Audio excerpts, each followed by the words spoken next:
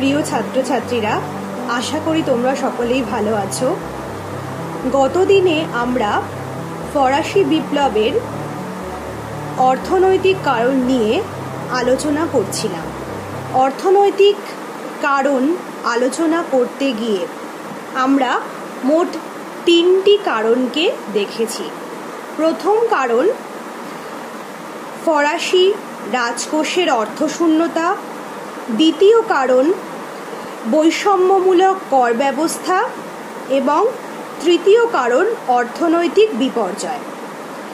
গত ক্লাসে আমরা অর্থনৈতিক বিপর্যয় বাদ দিয়ে দুটো কারণ নিয়ে আলোচনা করেছি, বৈষম্যমূলক কর ব্যবস্থা এবং রাজকোষের অর্থশূন্যতা নিয়ে। আজকে আমরা অর্থনৈতিক বিপর্যয় নিয়ে আলোচনা করব। তোমাদেরকে ফরাসি বিপ্লব নিয়ে আলোচনা করার সময় আমি বলেছিলাম যে কোনো দেশে যখন কোনো বিপ্লব সংগঠিত হয় তার কিন্তু কোনো একক কারণ থাকে না। বিভিন্ন কারণের সমন্বয়ে মানুষ যখন বহুদিন ধরে ক্রমশ বঞ্চিত লাঞ্ছিত হতে থাকে, তারা এক সময় বিক্ষোভে ফেটে পড়ে। সেই বিক্ষোভে ফেটে পড়ার মুহূর্ততেই বিপ্লব বাধে। ঠিক সেভাবেই ফরাসি বিপ্লবের পেছনে বহু কারণ ছিল আমরা জানি, তার মধ্যে অর্থনৈতিক কারণ সবথেকে গুরুত্বপূর্ণ, তা আমরা আগেই বলেছি। অর্থনৈতিক কারণের মধ্যে একটা পয়েন্ট অর্থনৈতিক বিপর্যয়। অর্থনৈতিক বিপর্যয় বলতে আমরা কি বুঝি?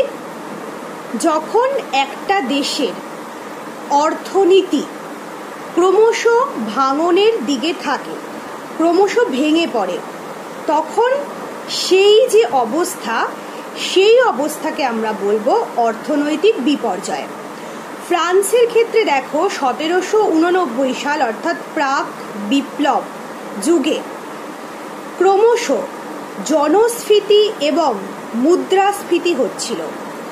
জনস্ফীতি বা জনসংখ্যা বৃদ্ধি প্রাপ্ত হওয়া একটা দেশের ক্ষেত্রে কিন্তু খুব সুখকর ব্যবস্থা নয়।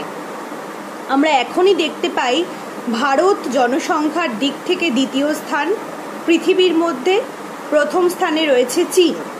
তো এই যে ভারত এবং চীন, এই দুটো দেশের জনসংখ্যা যেই হারে বাড়ছে বা বেড়েছিল, সেই হারে কিন্তু মানুষদের কর্মসংস্থান হয়নি।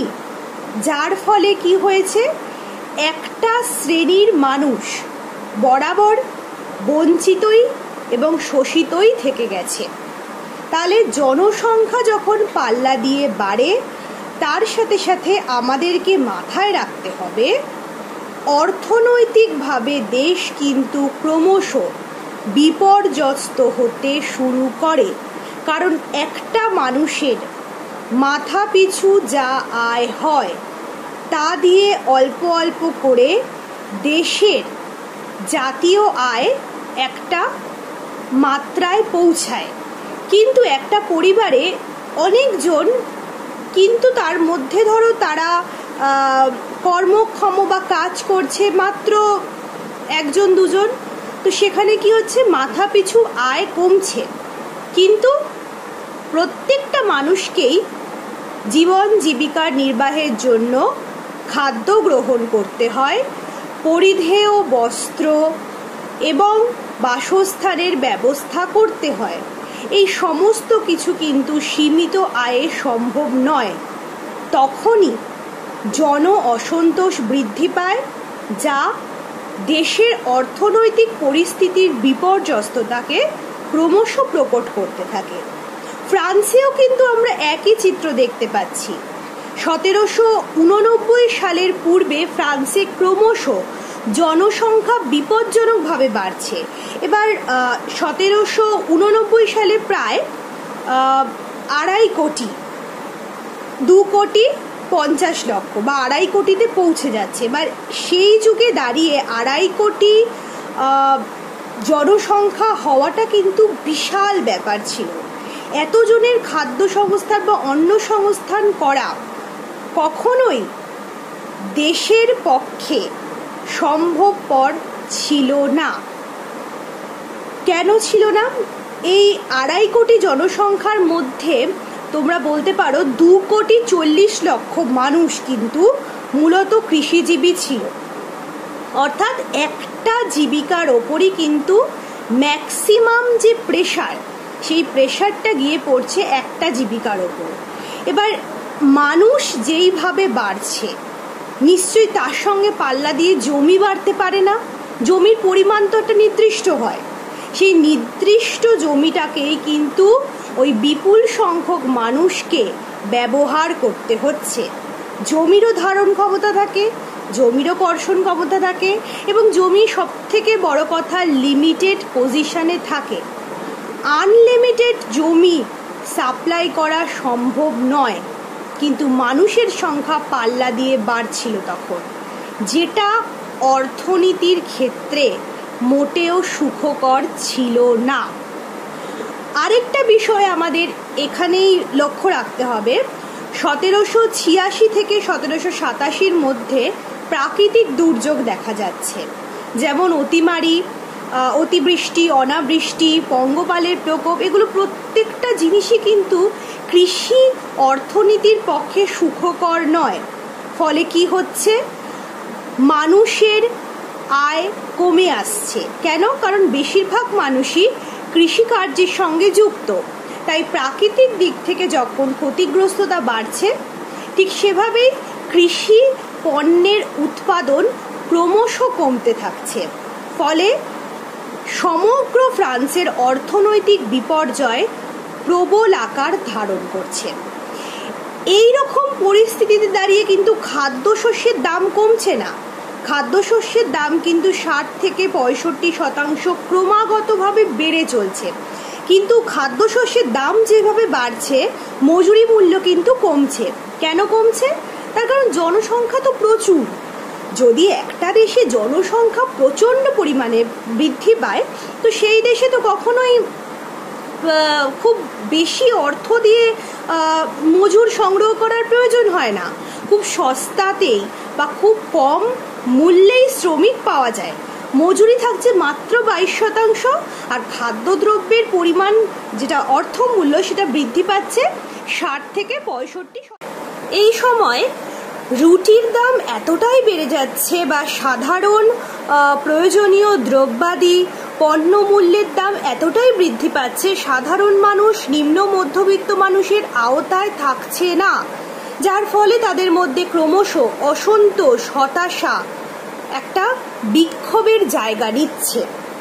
ফ্রান্সের লিও, রাইমস, ট্রয় প্রভৃতি অঞ্চলগুলিতে কিন্তু সেই সময় ব্যাপকভাবে রুটির জন্য দাঙ্গা শুরু হচ্ছে, যা ফরাসি বিপ্লবের ইতিহাসে রুটির দাঙ্গা নামে পরিচিত। এই সময় সাটোতে ভূস্বামীদের রাজপ্রাসাদ বা ভূস্বামীদের যে প্রাসাদ, তাতে কিন্তু সাধারণ মানুষ থেকে শুরু করে কৃষকরা অগ্নিসংযোগ করছে। ঐতিহাসিক জর্জ লেফেভ্রে মনে করছেন যে এই সময়ে কৃষকদের মধ্যে great fear and great hope দুটোই কিন্তু পরস্পরভাবে দেখা দিচ্ছে। গ্রেট ফিয়ার মানে কি? তারা বিশাল একটা অপ্রত্যাশা শুরু করে দিয়েছে যে আমরা যদি এই ভূস্বামীদের প্রাসাদ জ্বালিয়ে দিই, যদি তাদেরকে মেরে দিই, তাহলে একটা সাম্য ফিরে আসবে সমাজে। সাধারণ মানুষের সঙ্গে তখন ধনীদের কোনো প্রভেদ থাকবে না। কারণ কেন থাকবে না? কারণ সাধারণ মানুষ, কৃষক, এদের যে সমস্ত ঋণের কাগজপত্র সেগুলো তো পুড়িয়ে দেওয়া হচ্ছে। তারা সরল মনে তাই বিশ্বাস করছে। আর গ্রেট ফিয়ার বলতে কি? মানে ভীষণ ভয় পাচ্ছে। কেন তারা? কারণ তারা মনে করছে যে এরপর হয়তো আরও মহাপ্রলয় আসবে, তাদের উপর অত্যাচারের মাত্রা হয়তো আরও বেড়ে উঠবে। এই কারণেই লেফেভ্রে বলছেন যে এই সময় ফ্রান্সের মানুষের মধ্যে দুটো মানসিক দ্বন্দ্ব কাজ করছিল। একটা হচ্ছে গ্রেট ফিয়ার, আরেকটা হচ্ছে গ্রেট হোপ। এই অবস্থাতে আমরা যদি দেখি তাহলে দেখব লাব্রুস, ঐতিহাসিক লাব্রুস বলছে সাধারণ মানুষের 70 থেকে 75% রোজগার বেরিয়ে যাচ্ছে শুধুমাত্র রুটি কিনতে। যেহেতু ফ্রান্সের প্রধান খাদ্য ছিল সেই সময় রুটি কিনতে যদি একটা মানুষের 70 থেকে 75% অর্থ বেরিয়ে যায়, বুঝতেই পারছো সেই দেশে কতটা অর্থনৈতিক বিপর্যস্ততা নেমে এসেছিল। এই সময় সব থেকে বড় কথা, গ্রাম থেকে ক্রমশ শহরের দিকে মানুষের আসার প্রবণতা বাড়ছে। কেন বাড়ছে? তার কারণ হচ্ছে জনসংখ্যা যেভাবে বাড়ছে, পাল্লা দিয়ে তো কাজ বাড়ছে না, আর গ্রামে যে সমস্ত কাজকর্ম সেগুলো কিন্তু ভীষণ রকমভাবে সীমিত কাজকর্ম, শুধুমাত্র কৃষি উৎপাদন করা বা কৃষিজ সম্পদ উৎপাদন করা। যেহেতু কৃষিজ সম্পদ উৎপাদন করছে এবং সেই সময় যন্ত্রপাতিও খুব উন্নত মানের নয়, উন্নত মানের উন্নত মানের প্রযুক্তি ব্যবহার করা হচ্ছে না, যার ফলে কৃষি উৎপাদনও কম হচ্ছে। মানুষ ক্রমশ শহরমুখী হচ্ছে শহরের কলকারখানায় কাজ করার জন্য। কিন্তু সেখানেও মজার বিষয়, কলকারখানা তো খুবই সীমিত। আর এই সময় হচ্ছে প্রাক শিল্প বিপ্লব যুগ, সদ্য ফরাসি বিপ্লব হওয়ার পূর্ববর্তী অবস্থা। তো এরকম পরিস্থিতিতে কখনোই শিল্প সংস্থান উন্নত মানের ছিল না, বেশিরভাগ মানুষকে কাজ দেওয়া সম্ভব ছিল না, তাই মানুষের বেকারত্ব দিনকে দিন বেড়েই চলেছে। সাধারণ মানুষ আর এত কর দিয়ে বাঁচতে পারছিল না। এই অবস্থায় আগের যে দুটো শ্রেণীর কথা বলেছিলাম তোমাদের, প্রথম এস্টেট এবং দ্বিতীয় এস্টেট, অর্থাৎ যাজক শ্রেণী এবং অভিজাত শ্রেণী, এই দুটো শ্রেণী আমরা জানি সমস্ত রকম সুবিধা ভোগ করলেও কোনো রকম কর তারা প্রদান করতেন না। এই শ্রেণীগুলোকেই কিন্তু এখন বর্তমান যিনি রাজা অর্থাৎ ষোড়শ লুই, উনি কি করছেন? ওনার নিযুক্ত অর্থমন্ত্রীদের পরামর্শে উনি এই দুটো শ্রেণীর কাছ থেকে কর সংগ্রহের চেষ্টা করছে। তোমরা স্ক্রিনে 4 জন অর্থমন্ত্রীকে দেখতে পাচ্ছ, টুর্গ, ক্যালন, ব্রিয়েন এবং নেকার।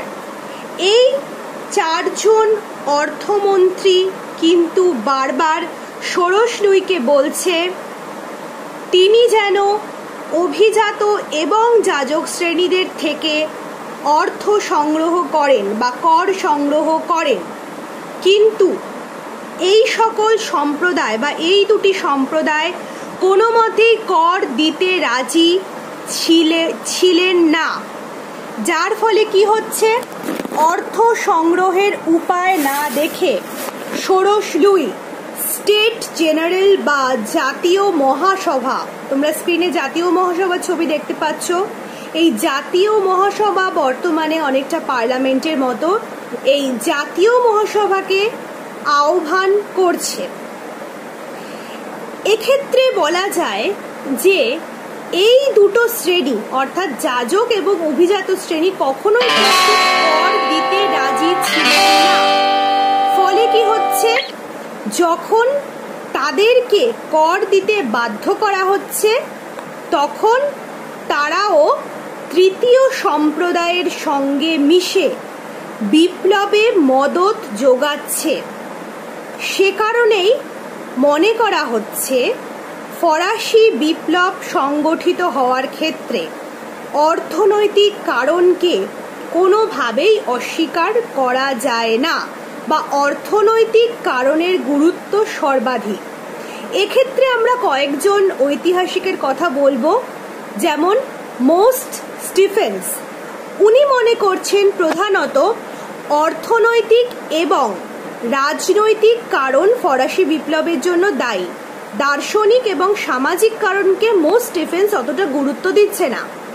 অন্যদিকে আবার মিশেল বলছেন যে পুরনো ব্যবস্থার ফলে যে অর্থনৈতিক শোষণ বৃদ্ধি পাচ্ছে, অর্থাৎ দুটো শ্রেণীকে কর দিতে হচ্ছে না, এবং তৃতীয় শ্রেণী, যেই শ্রেণীর সম্প্রদায়ের মানুষ সব থেকে বঞ্চিত, তাদেরকে কর দিতে হচ্ছে, যার ফলে বিপ্লব সংগঠিত হচ্ছে।